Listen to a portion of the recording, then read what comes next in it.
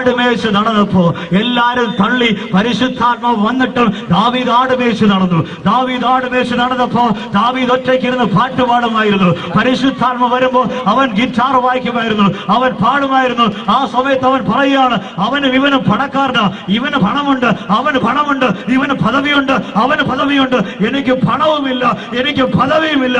പക്ഷെ അവർക്ക് ധാന്യത്തിന്റെയും സമൃദ്ധിയിലെ പണത്തിന്റെയും സന്തോഷത്തിൽ ഉള്ളതിനേക്കാൾ ഏറെ സന്തോഷം എന്റെ ഉള്ളിൽ ദൈവം തന്നിട്ടുണ്ട്. അതത്രേ പരിശുദ്ധാത്മാവ്.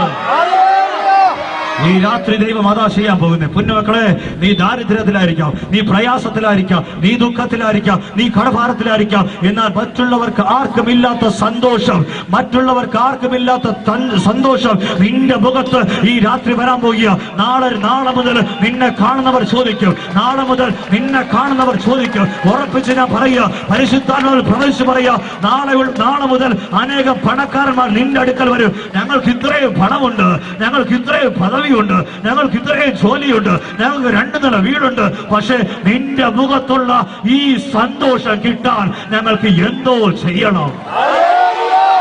നിന്റെ മുഖത്തുള്ള ഈ സമാധാനം കിട്ടാൻ, നിന്റെ മുഖത്തുള്ള സന്തോഷം കിട്ടാൻ ഞാൻ എന്ത് ചെയ്യണം? അപ്പോ നീ പറയൂ എന്താണെന്നറിയാമോ? നീ പറയൂ, ദൈവത്തിന്റെ ആത്മാവ് എന്റെ മേൽ വന്നതുകൊണ്ട്, ദൈവത്തിന്റെ ആത്മാവിനാൽ ഞാൻ നിറഞ്ഞതുകൊണ്ട് ധാന്യത്തിന്റെയും വീഞ്ഞിന്റെയും സമൃദ്ധിയിൽ നിങ്ങൾക്കുള്ളതിനേക്കാൾ ഏറെ ആനന്ദം ദൈവം എന്റെ ഉള്ളിൽ നിറച്ചിരിക്കുന്നു.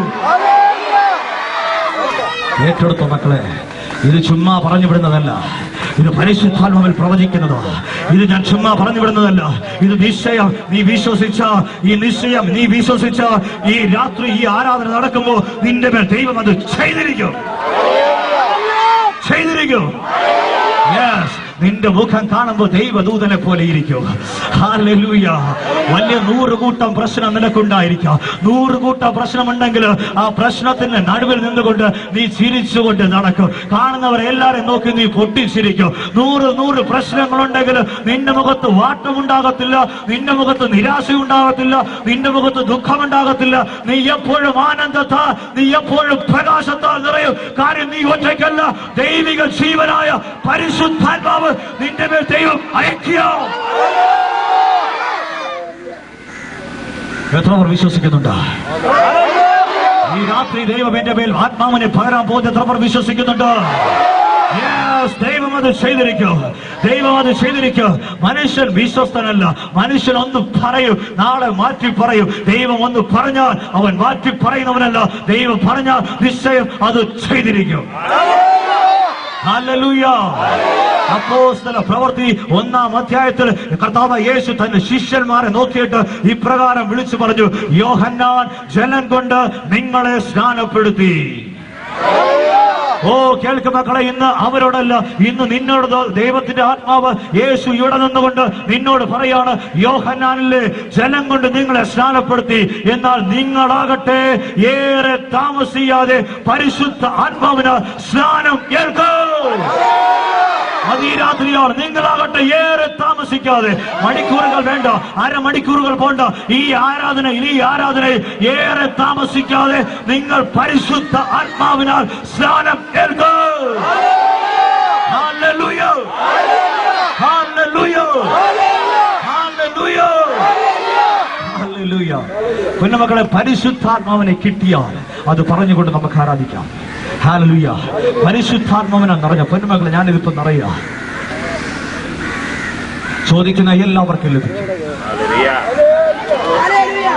ചോദിക്കുന്ന എല്ലാവർക്കും. പക്ഷാഭേദമുള്ളവനല്ല നമ്മുടെ പക്ക. നമ്മുടെ ദൈവം പക്ഷാഭേദമുള്ളവനല്ല. അവന് കൊടുക്കും, ഇവന് കൊടുക്കും, അവക്ക് കൊടുക്കും, ഇവക്ക് കൊടുക്കും, നിനക്ക് തരത്തില്ല. നോ.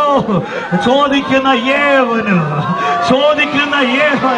അപ്പ പരിശുദ്ധാത്മാവിനെ താ, നിന്റെ ആത്മാവിനെ താ എന്ന് ആരൊക്കെ അവനോട് ചോദിക്കുന്ന എല്ലാവർക്കും സമൃദ്ധമായി കൊടുക്കുന്നവരെന്ന് കർത്താവായ യേശു.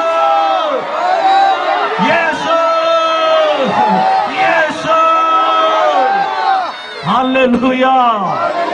നിന്റെ മേൽ അത് വരികയാണ് മക്കളെ. ഈ രാത്രി ദൈവം നിന്റെ മേൽ പകരാൻ പോവുക. ഈ രാത്രി നീ അത് സംഭവിക്കാൻ പോവുക. ഹല്ലേലൂയ. പരിശുദ്ധാത്മാവിനാൽ നിറഞ്ഞു കഴിഞ്ഞാൽ എന്ത് സംഭവിക്കുന്നത് അറിയാമോ? അപ്പോസ്തല പ്രവൃത്തി അതിൽ 16-ാം അധ്യായം അത് പറഞ്ഞ് ഞാൻ അവസാനിപ്പിച്ച ആരാധനയിലേക്ക് കടക്കാം. ഹല്ലേലൂയ. അപ്പൊ മഴയെല്ലാം മാർന്നു കിട്ടി. നമുക്ക് ഇനി ആത്മാവിൽ നിറഞ്ഞ് ഒന്ന് ആരാധിക്കണം, ഇന്നൊന്ന് ആഘോഷിക്കണം. കാര്യം എന്റെ ജീവിതത്തില് രണ്ടാമത്തെ ശുശ്രൂഷ